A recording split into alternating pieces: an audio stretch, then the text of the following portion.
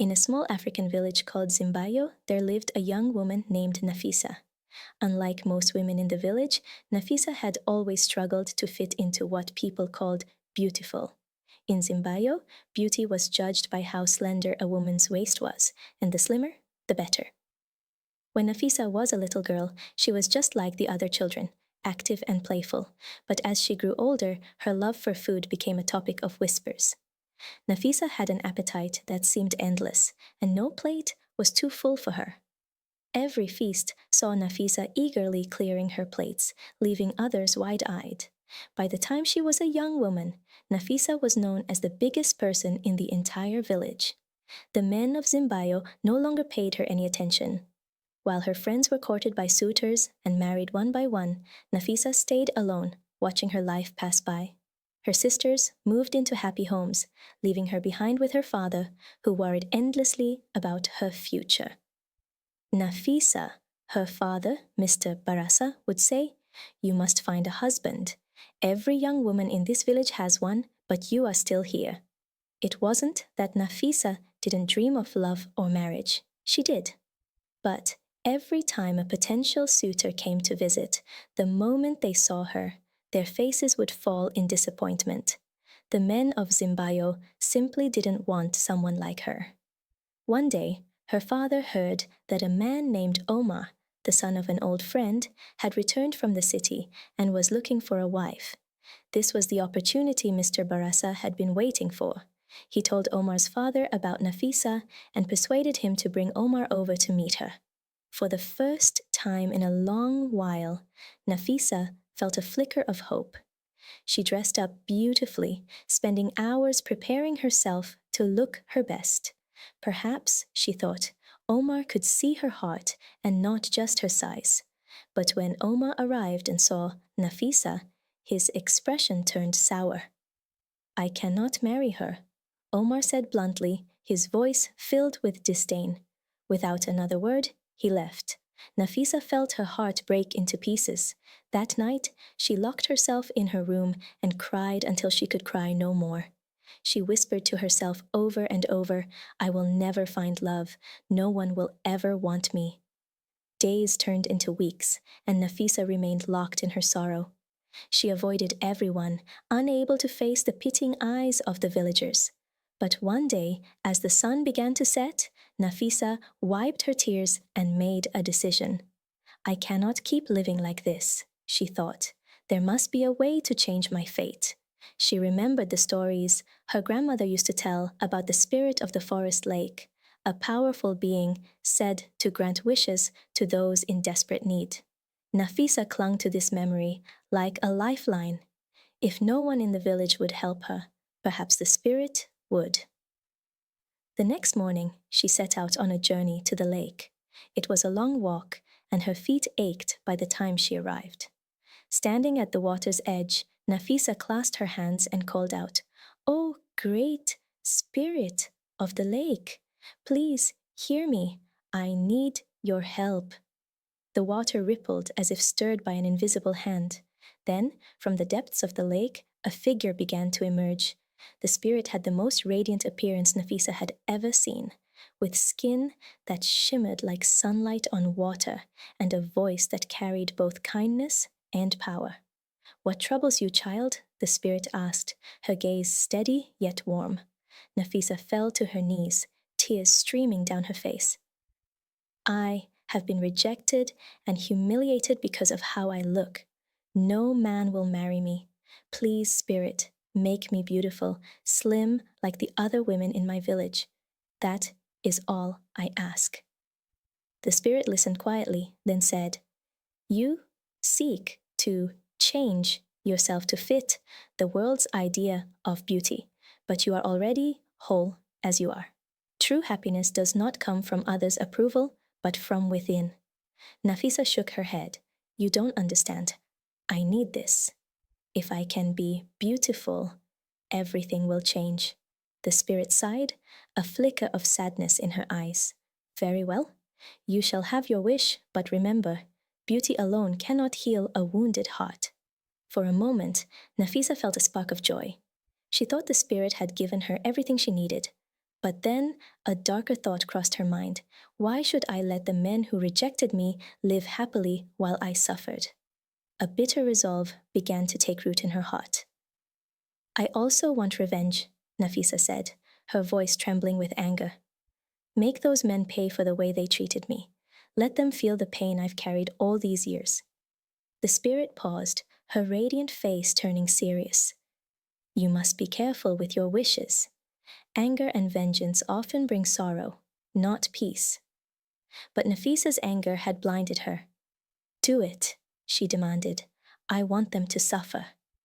The spirit's voice grew soft, almost mournful. As you wish, so it shall be. The next morning, the village of Zimbayo woke up to chaos. The men stumbled out of their homes, pale and panicked, whispering in disbelief. Something unthinkable had happened. Every single man had lost his manhood overnight. There was no pain, no warning, just emptiness where their pride had once been. Confusion turned to fear, and fear quickly turned to desperation. The men gathered in the village square, shouting over one another, "What is happening to us? Who has done this? Is it some curse?" They sought answers from the village elder, a wise man named Baba Samu. Known for his connection to the spirit world, Baba Samu listened as the men explained their plight. Then he retreated to his shrine, lighting incense and chanting prayers to uncover the truth. Hours later, Baba Samu returned with a grave expression. "This is no ordinary curse," he declared.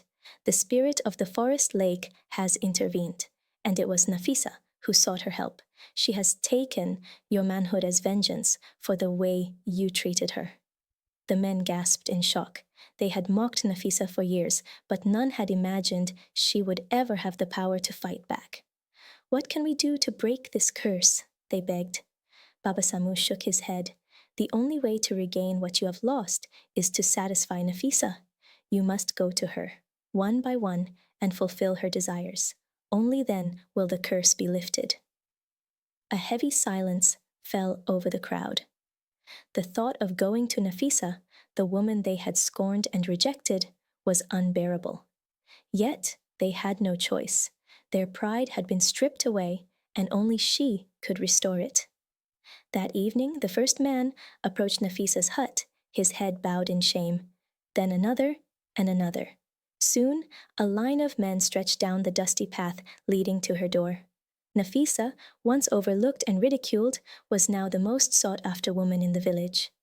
But something strange began to happen. As each man entered her hut, they found themselves unable to resist her. Nafisa, who had always been invisible to them, now seemed intoxicatingly beautiful. They lingered with her, forgetting their shame, while their wives waited in agony at home. Days turned into weeks, and the village of Zimbayo was unrecognizable. The men, once proud and commanding, had become like puppets drawn to Nafisa's hut. They spent hours there, unable to resist her spell, while their wives were left abandoned and furious. The women tried everything to win their husbands back, cooking lavish meals, dressing in their finest clothes, even begging, but nothing worked. Nafisa's hold over the men was too powerful. The women grew desperate and decided to confront Baba Samu. They gathered at his shrine, their voices trembling with anger and sorrow. "You must help us," they cried. "Our homes are in ruins. Our families are falling apart. There must be a way to break this curse." Baba Samu listened and nodded gravely. "There is a way," he said, "but it will not be easy. To break Nafisa's spell, you must work together. I will prepare a sacred powder infused with ancient magic. Sprinkle it around her hut while she sleeps and chant these words exactly as I teach you. If done correctly, the curse will be undone, and your husbands will return to their senses." The women clung to his every word, determined to reclaim their lives. That night, under the cover of darkness, they crept silently to Nafisa's hut. Inside, Nafisa lay fast asleep, surrounded by the slumbering men who had once mocked her. The wives carefully spread the powder around the hut, their hands trembling but steady. Then they began to chant the sacred words, their voices low but firm. At first, nothing seemed to happen, but as the final word was spoken, a sudden stillness fell over the hut. The men stirred, their eyes fluttering open as if waking from a long dream. They looked around, confused and ashamed. One by one, they stumbled out of Nafisa's hut, their heads hung low. When they saw their wives waiting for them, they fell to their knees, pleading for forgiveness. "It wasn't me," they cried. "Some dark force controlled me. Please take me back." Their wives embraced them, relief washing over their faces. The spell had been broken. By morning, the news spread through Zimbayo like wildfire. The curse was lifted, and the men had returned to their families. The village rejoiced, but Nafisa woke up to a different reality. As she stirred from sleep, the emptiness of her hut struck her. The men who'd once surrounded her were gone. She called out for them, but no one answered. Confused, Nafisa stepped outside, only to be met with the cold stares of the villagers. The men refused to look her in the eye, while the women whispered angrily among themselves. For the first time, Nafisa felt truly alone. She sat by herself, reflecting on everything that had happened. "I asked for beauty and revenge," she thought, "but what have I gained?" Her wish had brought her fleeting power and attention, but at the cost of true companionship and love. Unable to make sense of it all, Nafisa decided to return to the spirit of the forest lake. She hurried through the woods, her heart heavy with regret. When she reached the lake, she knelt by the water's edge and called out, "Great Spirit, please hear me. I need your guidance." But the lake remained still, its surface untouched by ripples. Nafisa cried and called again and again, but the spirit did not appear. Exhausted, she sat by the lake for hours, waiting for a response that never came. As the days turned into weeks, Nafisa finally accepted the truth. The spirit was gone, and her wish had unraveled her life. If only she had been content with finding a husband, she might have had the love and happiness she craved.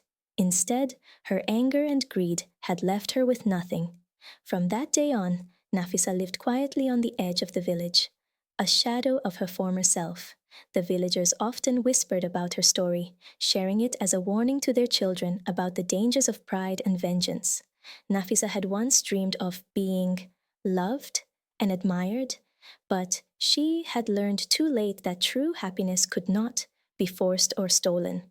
The story of Nafisa is a tale of choices and consequences, a reminder that seeking revenge often leaves a wound that never heals.